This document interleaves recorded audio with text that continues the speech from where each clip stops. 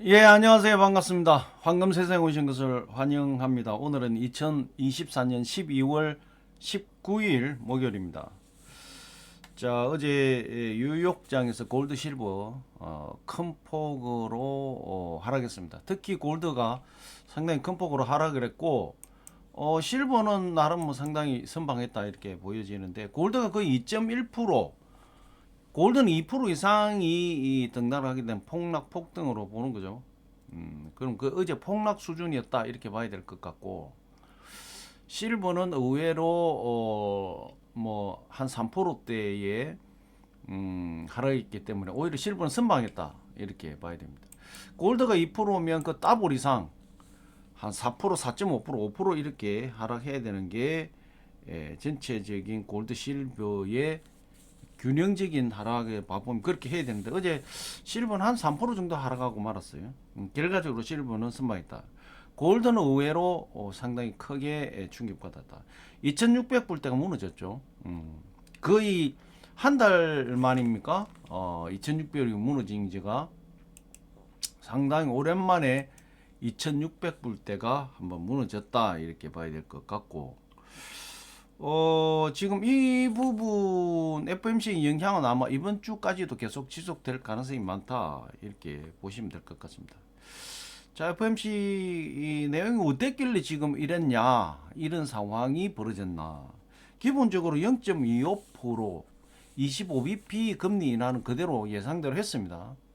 중요한 건 12월 달 점도표가 내년 2025년도에 25, 26 점도표에서 상당히 매파적인 내용이 나타나면서 어제 골드, 실버, 뭐 자산 시장이 전체적으로 영향을 받았다, 하락했다 이렇게 보시면 될 것 같습니다. 자, 국제 시세, 국내 시세를 한번 점검을 하고 한번 시작을 해보도록 하겠습니다. 자, 골드 국제 시세입니다. 지금 1트로이 온스당 2601불 86센트, 1g당 83불 65센트, 1kg당 83,651불 68센트가 골드 국제 시세가 형성되어 있고 국내 시세는 돈으로 살 때가 51만 5천원, 돈으로 팔 때가 44만 4천원의 거래 기준가가 형성이 되어 있습니다. 1kg 실버바 소비자 가격은 1억 3,806만 천원, 1억 3,806만 천원의 1kg 골드바 소비자 가격이 형성이 되어 있습니다. 자, 어제 FMC 회의 끝나고 난 이후에 달러 인덱스가 바로 고공으로 치솟았죠. 예. 뭐 지금 여기는 그 15분 단위로 이렇게 체크되는 부분이지만 어제 장중에 108.14까지 올라왔어요. 108포인트까지 찍고 내려왔다 이렇게 보시면 될 것 같고 지금 현재가 107.7850 아침에 제가 일찍 일어나 체크할 때 107.950이었어요. 거의 108포인트 가까이 있었는데 그 사이 조금 빠졌습니다. 그 다음에 오늘 아침에 10년물 국제 수익률이 4.520입니다. 4.520. 금리 인하를 했는데 왜 이 국제 수익률이 올라갔나? 그건 나중에 이제 FMC 회의 관련돼서 제가 설명을 좀 드리겠습니다. 오늘 아침 원 한주 1,450원 찍었습니다. 지금 1,449원인데 1,450원을 찍었다 이렇게 보셔야 될 것 같고 비트코인도 크게 조정을 받았죠. 지금 10만 불이 무너졌었거든요. 무너졌다가 다시 이제 반등을 해서 10만 0662불에 지금 이제 조정을 받고 있는데 어쨌든 뭐 보시면 아시겠지만 FOMC 회의 이후에 크게 하락하는 이런 모습들이 어제 보여졌다 이렇게 보시면 될 것 같습니다. 미 증시도 어제 뭐 거의 폭락 수준으로 다 하락했고 엔비디아, 테슬라도 4% 5%씩 빠졌습니다. 예. 그 정도로 어제 FOMC 회의가 치명타였다 자산시장에. 왜 치명타였냐? 이건 조금 이따 설명하기로 하고 이제 이 부분이 길어지니까요. 자, 유로존 11월달 CPI가 2.2% 예상보다 낮게 나왔다 이런 얘기죠.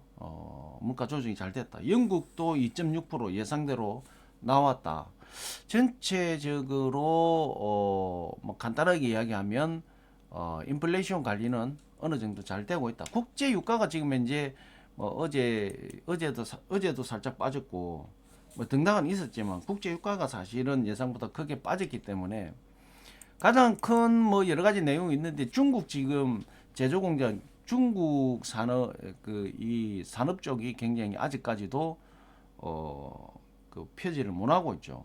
그러니까 결과적으로 중국 그 산업 생산력이 확 돌아가게 되면 석유를 많이 써야 되는데 석유를 많이 쓸 일이 없다. 예. 그러니까 소비가 줄어들겠죠. 그러니까 당연히 기름값은 지금 이제 떨어졌다 이렇게 봐야 될 것 같고, 뭐 지금도 뭐 미국에서 아주 중국에서 경기 부양을 해서 여러 가지 뭐 몇백 조를 쓰지만 아직까지 그에 대한 뭐 큰 어떤 반향은 없다 이렇게 봐야 될 것 같습니다.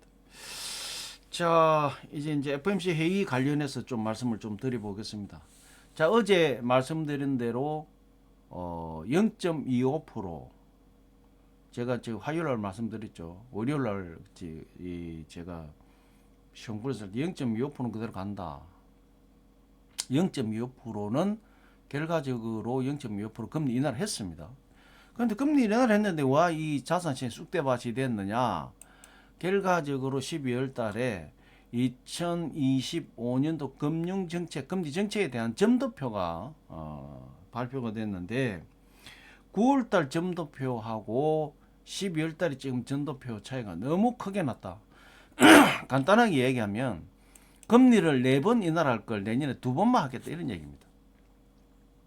그래서 지금 보시면 아시겠지만 우리가 그 미국 금리가 5.5%에서 0.5% 인하했고 0.25 해가지고 이제 전체적으로 100pp 1%를 금리 인하를 해가지고 5.5%에서 지금 4.5%가 됐다는 얘기죠.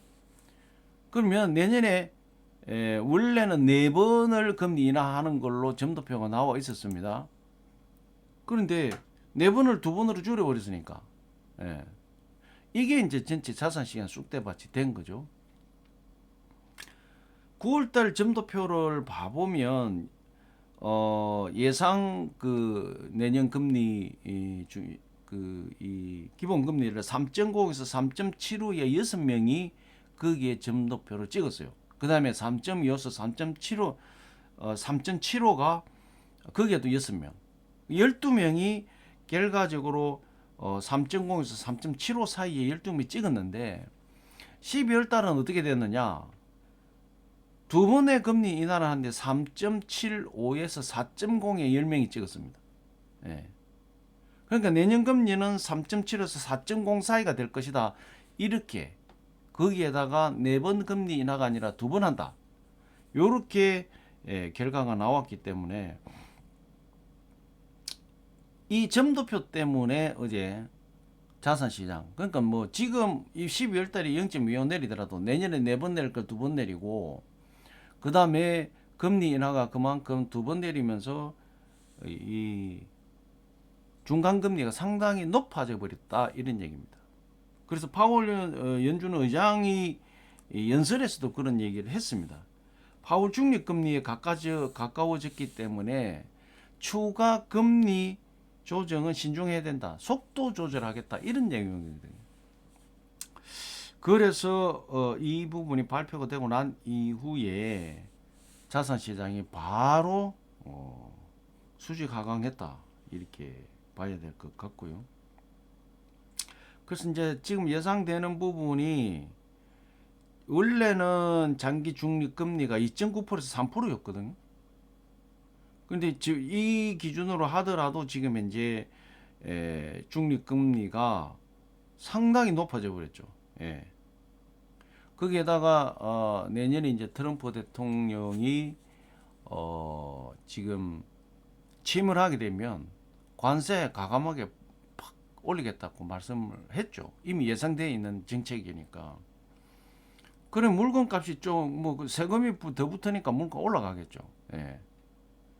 그렇게 되면 소비 심리가 위축될 것이고 거기에다가 지금 이제 내년에 실업률이 4.3%에서 4.4로 예상을 하고 있기 때문에 실업률이 높아지고 물건값이 올라가기 때문에 소비 심리는 위축이 되겠다 이런 얘기죠. 그렇게 되면 결과적으로는 고금리에 소비가 줄고 인플레이션이 지금 현재 뭐 이게 물건값이 올라왔으니까 당연히 인플레이션이 되겠죠. 결과적으로는 물건값이 올라갔기 때문에 인플레이션이 자극을 할 것이고 소비 심리는 줄어들 것이고 그다음에 아까 말한 실업률도 높아지고 그럼 결과적으로 고금리 시대에 물건값이 올라가니까 그 디플레이션이 이제 올 수 있다 이런 얘기죠. 그래서 내년이 상당히 어려운 한 해가 될 것 같다 이렇게 보여집니다. 그리고 뭐 트럼프 일기 때도 봤지만 정책이 그냥 발표했다가다 손 뒤집고 이러니까 손 뒤집듯이 바꿔버리니까 그러한 리스크가 내년에 상당히 존재한다 이렇게 보는 겁니다. 자, 어쨌든 지금 현재 그 어제 FOMC 회의 결과가 나오면서 매파적 금리 인하다 뭐 이렇게 표현을 하던데 어쨌든 지금 자산 시장에는 악재입니다. 아까 말씀드린 대로 뭐 지금 뭐 달러 인덱스 그다음에 10년물 국채 수익률 뭐 이런 게 고공이죠. 바로 그냥 수직극이런 상승을 했습니다. 그러면서 지금 현재 전체 자산 시장은 상당히 크게 조정을 받는 달러 인덱스는 강하게 올라가고 골드, 실버, 골드는 크게 빠지고 비트코인도 조정받고 뭐 이런 내용이다. 그래서 이러한 부분이 아마 이번 주, 다음 주 초까지도 갈 가능성이 많다. 이거 이제 산타넬리가 도망가 버린 거 아니냐 이렇게 지금 얘기도 많이 하고 있더라고요. 좀 장담 못하지만 일단은 이번 주를 지나면서 이제 좀 봐야 되지 않겠냐. 이 지금 어쨌든 내년에 점도표 글이 나왔겠. 점도표는 또 중간에 바뀔 수가 있습니다. 바뀔 수가 있는데 예상되는 이제 정책 방향성을 제시를 하는 거기 때문에 그동안에 사실 자산 시장이 강하게 너무 많이 상승했죠. 비트코인도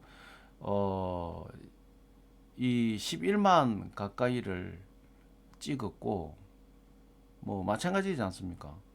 그 지금 미국 주식도 어마어마하게 테슬라나 엔비디아 많이 올랐죠. 어떻게 거품이라고 봐야 되는지는 모르겠지만 어쨌든 자산이 많이 올랐다. 그래서 일종의 점도표 같은 경우를 가지고 예상 정책을 가지고 약간 시장을 좀 조정하는 느낌 이런 부분도 있다. 아까 말씀드린 점도표는 바뀌거든요. 그래서 어쨌든 시장이 어떻게 반응할지는 다음 주 초까지 잘 지켜봐야 되겠다 이렇게 보여집니다. 자, 예상대로 0.25% 했지만 내년에 금리 정책 방향 점도표에서 상당히 이 시장에 큰 영향을 줬다 이렇게 보시면 될 것 같습니다. 자, 이번 주는 뭐 아까 말씀드렸는데 이 방향 그대로 시장에 영향 줄 가능성이 많기 때문에 잘 응대하시고 지금 흐름상으로 봐보면 뭐 단기적으로는 좀 조정 받을 수 있습니다. 받을 수 있는데 이게 이제 내년에 금리 점도표가 거의 나왔기 때문에 이게 시장이 이제 얼마만큼의 결과가 나올지는 이번 주 다음 주 초까지는 좀 지켜봐야 된다 이렇게 봐야 될 것 같습니다. 자, 2024년 12월 19일 목요일 골드실버 시황 분석 오늘 여기서 마무리하겠습니다. 아까 말씀드렸는데 이번 주는 약간 이런 조정장이 갈 가능성이 많습니다. 오늘 내일 잘 지켜보시면서 응대를 하시고 뭐 다음 주 초까지도 이런 분위기가 흘러갈 가능성이 많다 이렇게 보시고 응대하시길 바라겠습니다. 자, 2024년 12월 19일 목요일 골드 실버 시황분석 오늘 여기서 마무리하겠습니다. 날씨가 또 굉장히 춥습니다. 건강 유의하시면서 주말 잘 보내시고 다음 주 화요일 날 뵙도록 하겠습니다. 여기서 마무리하겠습니다. 감사합니다.